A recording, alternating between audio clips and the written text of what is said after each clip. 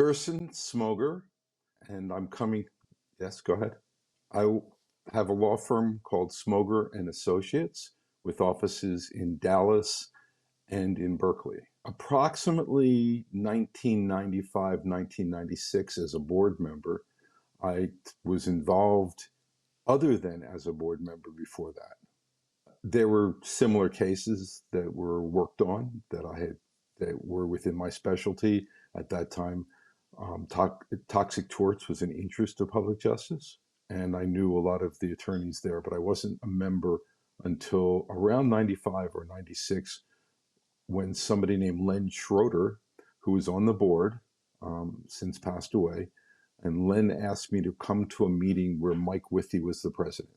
Yeah, I've 4 different years I've been on just the executive committee. And then I've held every office: secretary, treasurer, vice president, president-elect, president, and past president.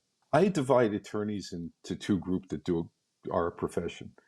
There's one group that found this as a way to earn a living and make money. Then there's another group, the other half, that were really public interest minded lawyers that found when they did the kinds of work they were doing, they made money. And public justice attracted those. It was people that had a public interest mindset and a mindset for litigation as a way of improving society. And that's what the lawyers that I viewed or met were involved with at public justice. So I wanted to be part of it.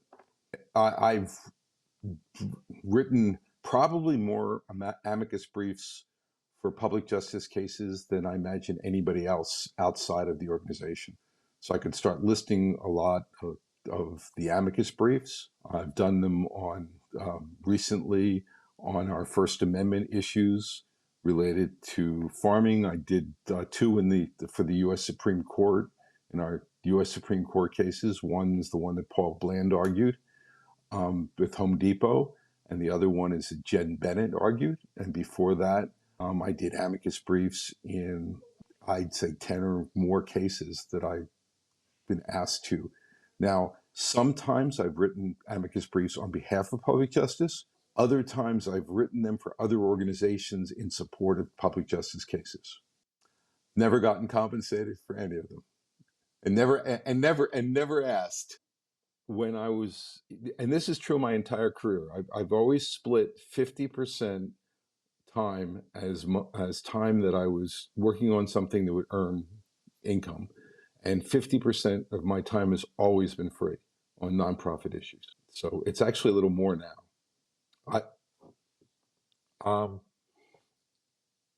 Well, public justice itself doesn't try many cases. So I assisted in getting trial counsel and reviewing material in 2 different cases for public justice. One was an asbestos case in St. Louis, and the other one was going up and helping with preparation on the Seattle case when we represented the people that had protested in Seattle and were arrested. So I flew to, it's the older one. And they substantially changed the law. Leslie Bailey and Mike Withey were the lead counsel in that. And Mike asked me to come up for a weekend and go over all their strategy and review what they were going to do for trial. So I flew up to Seattle for that. And then I assisted in getting counsel. We were stuck with, our counsel had left for another case, and I found counsel to try the case for us. I've been nominated twice, and I won once. And that was in 2012 for Trial Lawyer of the Year. The nomination was as part of a team. It was a very large team. And in that case, the lead trial attorney was Steve Tillery, and I had worked on the case for a long time related to light cigarettes, and we had a multi-billion-dollar verdict in Illinois that went up to the Supreme Court, Illinois Supreme Court, twice, and ended up being taken away from us. That was a case on behalf of 16 children in Missouri. I was the lead trial counsel in that case, and I had worked on it a very long time for children exposed to lead at the largest and only remaining primary lead smelter in the United States. kids were being poisoned. Nobody had ever tried a case against them. And the jury came back with the $358 million verdict against the owners of the smelter. And that was in St. Louis. At the time, it was the highest payable verdict in the history of Missouri. And the defendant we had the resources to pay the verdict. I've worked on a lot of groundwater contamination and toxic cases related to air contamination. I've worked on a series of bank litigation, consumer fraud related to violation of the banking rules related to the 2008 crisis. I was lead counsel in the Agent Orange cases trying to revive them. I argued that in the U.S. Supreme Court.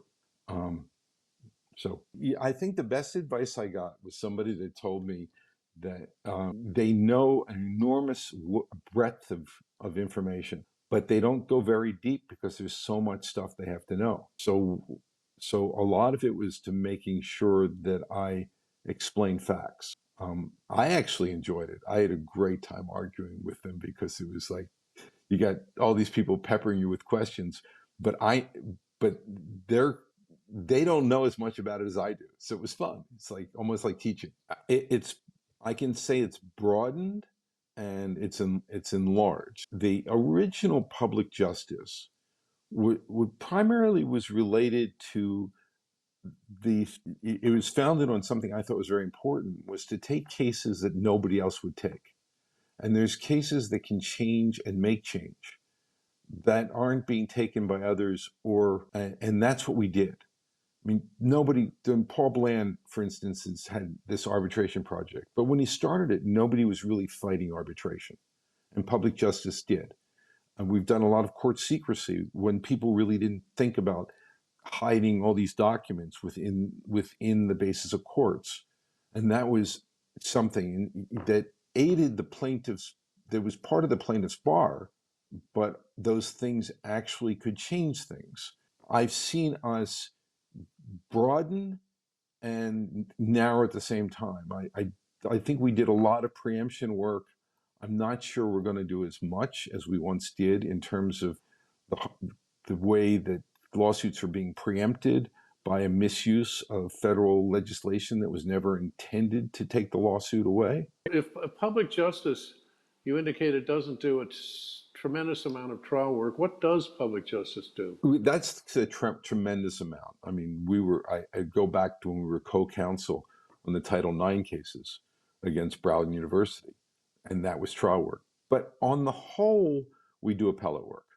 We assist people with appellate arguments they need to make, or we write amicus briefs, or more often now, and this is one of the changes you're talking about, is that more often we'll take over the case in the circuit or the state Supreme Court, and we'll be the ones to argue it and to brief it. In addition to that, I'll just answer the prior question. When I said broadening, we've broadened into things like the food project. We broadened into the prison project, the prison project of Leslie Bailey. So we've taken on new areas that we didn't have before.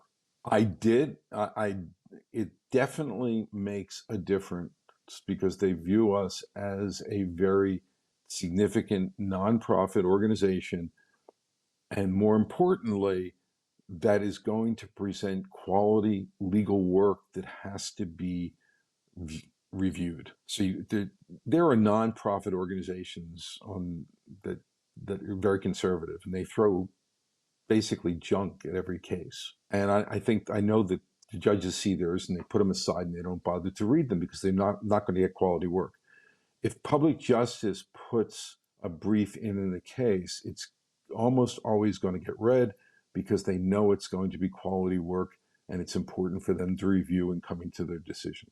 So yes, I can tell you personally in the public justice case that Paul Bland argued in the Home Depot case, the first two questions out of Justice Kagan came directly from my brief. So I recognized the questions because I asked them that way, and she obviously read them, and they were stumpers for the other side, so he couldn't answer them. And so, yes, they can make a difference and they can give information to the court. It's hard to say what the government does or watches out for, but we see that the government changes. and and if you flip a coin every 4 years, you can decide whether the public justice briefing will agree with what the government's briefing is or disagree. It's very hard. There's some things are political and not purely legal. I think we supply the underlying legal basis for the positions that we take. Um, the government doesn't always have the same interests that we do, for a variety of reasons. Like they might be coming in on a brief where they have to follow the requirements of the DOJ represents all of the other parts of the administration. So if Treasury has a brief for court, DOJ represents Treasury, and Treasury's interests related to banks might be different than we believe the consumer interest is for banks, because Treasury has to look at the industry of the bank at the same time they look at the consumers. We are looking at what the consumer interest and if the consumer interests are violated. So it's important to give a very strong voice to those people that we represent, which are essentially individuals and consumers and not the corporations or the big businesses. Some are good, some are great.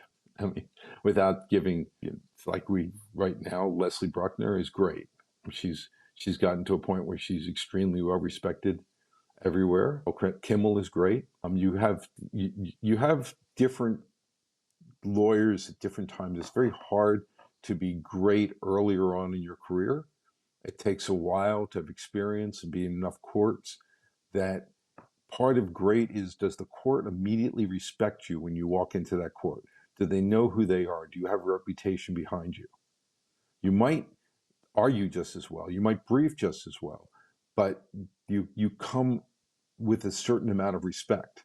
And some of our lawyers have developed that. I think Jim Hecker argues anything related uh, to the air or water cases that he brings. Every court knows it's Jim Hecker walking in there, and he's going to know more than we do. Both. And the reason I say that is when I try cases and I do a lot of appellate work. I've done the entire gamut. And I'll say that the irony is that conservative jurors are more punitive than liberal jurors are as a whole. So if you have a really compelling fact scenario that really gets people really upset, the conservative jurors might punish more than than than liberal jurors who are willing to give more leeway to it. But on the whole, if you're talking about the judges, there's been a massive effort to change the nature of who's judging cases. And something I've worked on, but very much in both the federal courts and in the Republican state courts. I think it's incumbent on people, even if they have conservative jurists, to know where their jurist is coming from. Make your position palatable to their underlying beliefs. Sometimes it's impossible. I debated in the U.S. Congress before several senators against the other side on the problems of the Class Action Fairness Act. I think the final act answered some of the things in terms of mass torts, but it's the desire, it was clear. If you control the appointments to the federal court and you have conservative judges who are basically corporatists, then the problem was you had to get the cases to them. And the purpose of CAFA was to get cases to the judges that they were appointing. And they've continued to do that. Arbitration is a rule that has been made entirely by by the courts. I briefed the initiation and the origination of the Federal Arbitration Act in depth in one of my amicus briefs for public justice, and showed that it was not anything near what the courts have made at it if you actually what I did was to go back and look at the original historical documents, the original notes, and the original meetings on it, and showed that they had completely misinterpreted how they were viewing it. But they created a body of their own history on the Federal Arbitration Act, and as a result, stuffed everything to it. Now, I'll say that in a fabulous argument by Jen Bennett and incredible briefing by Public Justice, we won the Oliveira case. And the Oliveira case set out transportation workers from the Federal Arbitration Act. I will tell you categorically that all workers were meant to be out of that act, that the meetings and the deals that were done at the time with labor were to keep them out, and it's been completely historically misinterpreted. But because of the way the Supreme Court had interpreted it, then we very excellently carved out the least part of it, which was transportation workers, because there was absolutely no question that they were never part of it. And you have to distinguish that, because local chambers of commerce are very different from the national chamber. And there's often been local chambers that have been on our side on issues where the local businesses were being gored by large businesses or credit card companies. The national chamber is really a front for a few large corporations, in my opinion. And now you're getting to something else I did. I co-wrote a series, or have, with Senator Sheldon Whitehouse on climate change, and we've gone into how much the chamber and those organizations have used Citizens United and used their lobbying to undercut any legislation, and then they have the gall to go in the court and say that the courts should leave it up to the legislature that they spent billions of dollars lobbying to within our lane, which I'm very pleased that we have a lane. Our lane is through the courts. There are other organizations that are very powerful for organizing people or for lobbying in different courts. That's not our lane. And our lane is how well can we protect consumers in courts? And we're probably the best there is at doing that within the judicial system. I think that we're have a lot in the right direction. And I think that we have to develop one thing. By being frank and looking at this, I think that our administrative and our organization were really good. I think that some of our really senior lawyers are getting to the point where they're making way, and I'm hoping we build in a way off of their legacies, because we have fabulous lawyers that are senior that, and I think Jim Hecker's a good example of the Environmental Enforcement Project. Jim is unbelievable. He's unmatched in the United States, but he's also, I think, gone down to halftime, and we have to figure out for all of our projects how we replace or buttress the people doing it as with time, which is true of any organization. And this is a difference between us, public justice, and any other of organizations. And I'm on the board of 6 different organizations, so I know the budgets, and we have they exist on the basis almost entirely of gifts from members, or that's not almost entirely, but that's the bulk of our budget.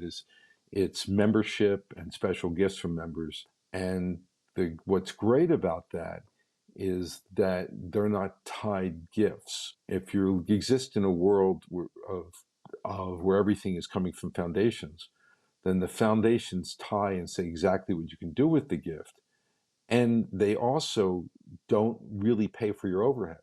So even though you're using the money for what you want, you might actually be losing money because they're not compensating your overhead fully.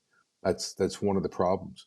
With public justice, they're non-tied gifts, so that the leadership can allocate their use, which really helps a lot, and it makes public justice unique.